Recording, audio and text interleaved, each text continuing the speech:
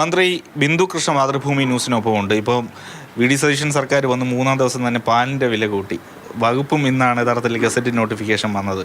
സമൂഹ മാധ്യമങ്ങളിലെല്ലാം വലിയ തരത്തിലത് പ്രചാരണ ആയുധം ആയി ഇങ്ങനെ വരുന്നുണ്ട്. എങ്ങനെയാണത്? അല്ല, എനിക്ക് ചുമതല എൻ്റെ വകുപ്പ് തന്നുകൊണ്ടുള്ള ഗസറ്റ് നോട്ടിഫിക്കേഷൻ വരുന്നതിന് മുമ്പ് തന്നെയാണ് മിൽമ പാല് വർദ്ധിപ്പിച്ചത്. നമുക്കറിയാം, കേരളത്തിലെ മാധ്യമങ്ങളിലൂടെ നാം എല്ലാവരും കണ്ടതാ, നേരത്തെ മന്ത്രിസഭ കഴിഞ്ഞ ഗവൺമെൻറ്റാണ് ഈ 4 രൂപ പാല് വർദ്ധിപ്പിക്കാൻ തീരുമാനിച്ചത്. ഈ മന്ത്രി പോലും ആകുന്നതിന് മുമ്പ് വർദ്ധിപ്പിച്ചത്. എന്നിട്ട് മന്ത്രിയുടെയോ ഗവൺമെൻറ്റെയോ തലയിൽ വയ്ക്കുന്നത് ശരിയല്ല. പക്ഷെ നമുക്ക് എല്ലാവർക്കും അറിയാം, ക്ഷീര വികസനം അല്ലെങ്കിൽ ക്ഷീര കർഷകരെ സംരക്ഷിക്കേണ്ടത് നമ്മുടെ ഉത്തരവാദിത്തമാണ്. ഈ വകുപ്പുകൾ നോക്കിക്കഴിഞ്ഞാൽ സാധാരണക്കാരായിട്ടുള്ള കർഷകർ, സ്ത്രീകൾ, അവരുമൊക്കെ ആയിട്ട് ബന്ധപ്പെട്ട് നിൽക്കുന്ന വകുപ്പുകളാണ്. ജനങ്ങളുമായിട്ട് അടുത്ത് ബന്ധപ്പെട്ട വകുപ്പുകളാണ്. എന്താണ് മന്ത്രി എന്ന തരത്തിൽ മുന്നിൽ കാണുന്ന സ്വപ്നം? തീർച്ചയായും തൊഴിൽ വകുപ്പ് കേരളത്തിൽ നല്ല തൊഴിൽ സംസ്കാരം വളർത്താൻ, തൊഴിലാളികളുടെ ക്ഷേമം ഉറപ്പുവരുത്താൻ, തൊഴിൽ സുരക്ഷിതത്വം, അതിന് ഭീഷണിയായിട്ടുള്ള ഏറ്റവും വലിയ നിയമം നമ്മുടെ മുന്നിലുണ്ട്. അതായത് ലേബർ കോഡ്.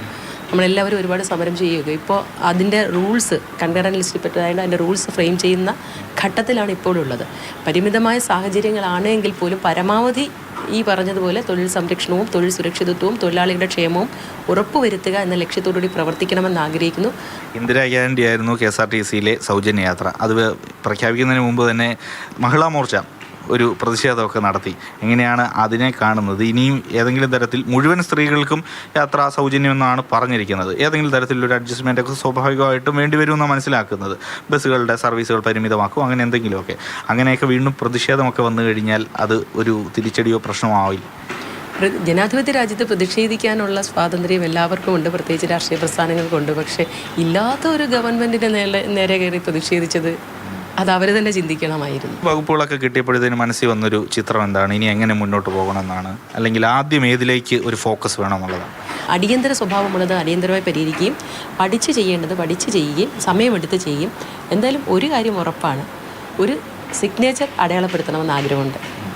അത് പറഞ്ഞൊരു പ്രധാനപ്പെട്ട കാര്യമാണ്. വകുപ്പിൽ എന്തെങ്കിലുമൊക്കെ ചെയ്യണം, തൻ്റെ ഒരു ഒപ്പ് അവിടെ ആ വകുപ്പുമായി ബന്ധപ്പെട്ടിട്ട് പോകണമെന്നുള്ളത് ബിന്ദുകൃഷ്ണ വ്യക്തമാക്കുന്നുണ്ട്. ഒപ്പം പുതിയ പ്രതീക്ഷകളും കൂടി മന്ത്രി പങ്കുവയ്ക്കുന്നു.